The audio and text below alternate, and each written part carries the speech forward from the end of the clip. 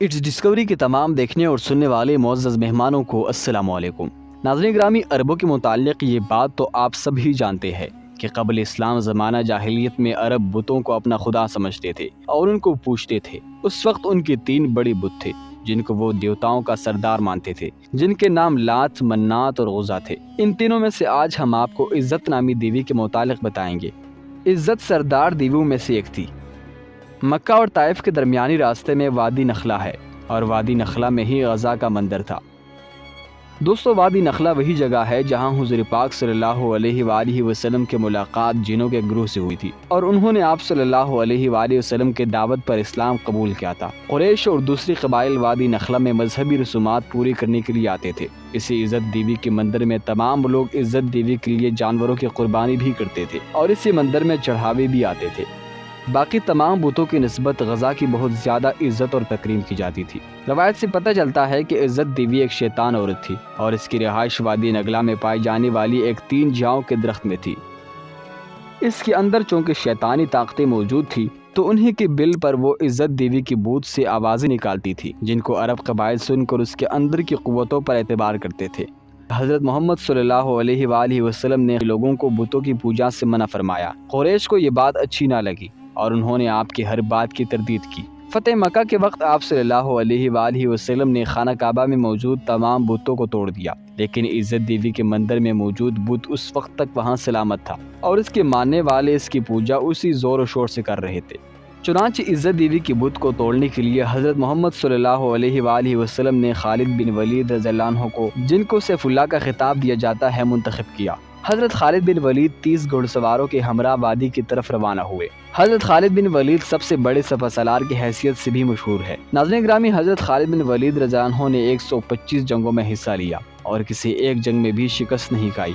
یہ حضرت خالد بن ولید ہی تھے جنہوں نے قیصر کسریٰ جیسی بڑی سلطنتوں کو تباہ کر دیا اور مدینہ جیسی چھوٹی ریاست کو عالمی ریاست کا درجہ دے دیا۔ حضرت محمد صلی اللہ علیہ وآلہ وسلم نے جنگ موطا میں حضرت خالد بن ولید کی بے مثال بہادری کے جوہر دیکھے تو آپ صلی اللہ علیہ وآلہ وسلم نے حضرت خالد بن ولید کو سیف اللہ کا خطاب دیا، یعنی حضرت خالد بن ولید اللہ تعالیٰ کی تلوار کے نام سے مقبول ہوئے۔ دوستو، اس بار حضرت خالد بن ولید رضی اللہ عنہ جس قوت سے برسر پیکار ہونے جا رہے تھے، اس شیطان قوت کی حقیقت صرف اللہ تعالیٰ یا اس کے نبی حضرت محمد صلی اللہ علیہ وآلہ وسلم ہی جانتے تھے۔ فتح مکہ سے کچھ روز بعد 25 رمضان کو حضرت محمد صلی اللہ علیہ وآلہ وسلم نے حضرت خالد بن ولید سے فرمایا کہ وہ وادی نقل کی طرف جائے اور اس کے اندر موجود 3 جھاؤں والے درخت کا رخ کرے۔ جب وہ 3 جھاؤں والے درخت پالے تو ان میں سے پہلی 3 جھاؤں والے درخت کو کاٹ دے۔ دوستو، آپ کو بتاتے چلے کہ جاؤں سے مراد ایسا درخت ہے جو خود روح ہوتا ہے۔ اس کو انگلش میں ٹیمرس کہتے ہیں۔ یہ کسی بھی جگہ بنا آبپاری کی خود بخود اگنے لگتا ہے۔ حضرت خالد بن ولید رضی اللہ عنہ نے وادی نخلہ کی طرف سفر باندھا اور وہاں 3 جھاؤں والے درختوں کو تلاش کر کے ان میں سے پہلے 3 جون والے درخت کو کاٹ ڈالا۔ جب حضرت خالد بن ولید رضی اللہ عنہ اس عمل کو انجام دینے کے بعد واپس آقائے دو جہاں حضرت محمد صلی اللہ علیہ وآلہ وسلم کی خدمت میں تشریف لائے تو آپ صلی اللہ علیہ وآلہ وسلم نے پوچھا، جب تو نے اس درخت کو کاٹا تو کیا تمہیں کچھ دکھائی دیا تھا یا کوئی ایسی بات ہوئی تھی جو تمہیں غیر معمولی محسوس ہو؟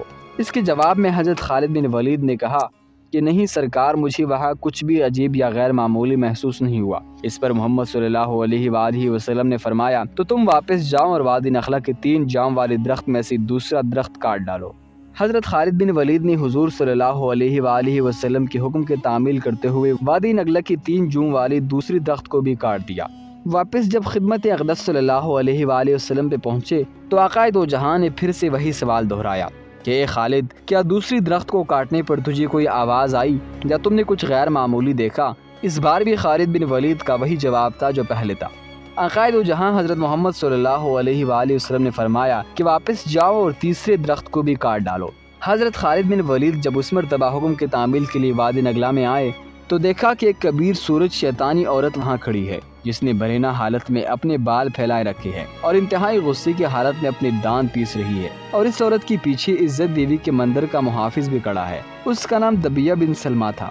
جب دبیہ نے حضرت خالد بن ولید کو دیکھا تو اس کبھی شکل شیطان عورت سے یوں مخاطب ہوا کہ اے غزہ خالد پر زور سے حملہ کر اور خبردار پیچھے نہ ہٹنا، اپنے اڑنے اتار ڈال، کیونکہ آج اگر تو نے خالد پر حملہ کر کے اس کو قتل نہ کیا تو یہ تمہیں شدید ذلت سے دوچار کرے گا۔ حضرت خالد بن ولید نے جب یہ سنا تو غزہ سے اس طرح سے مخاطب ہوا کہ غزہ میں تجھے پاک اور مقدس نہیں مانتا، اور میں دیکھ رہا ہوں کہ اللہ نے تجھے ذلیل و رسوا کر دیا ہے۔ یہ کہہ کر حضرت خالد بن ولید نے غزہ پر حملہ کر دیا اور اپنی تلوار سے اس کے سر پر وار کیا۔ حضرت خالد بن ولید رضی اللہ عنہ نے وار کے بعد جب دیکھا تو وہ شیطان عورت جل کر راکھ بن چکی تھی۔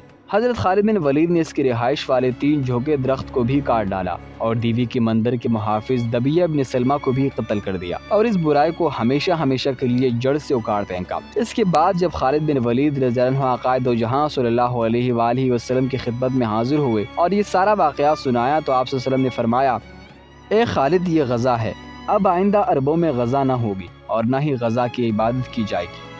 اگر آپ کو یہ ویڈیو اچھی لگی ہے تو ویڈیو کو زیادہ سے زیادہ شیئر کیجیے، چینل کو سبسکرائب کر دے اور ساتھ موجود بیل آئیکن کو بھی پریس کر دے تاکہ ہر نئی آنے والی ویڈیو آپ کو بر وقت مل سکے۔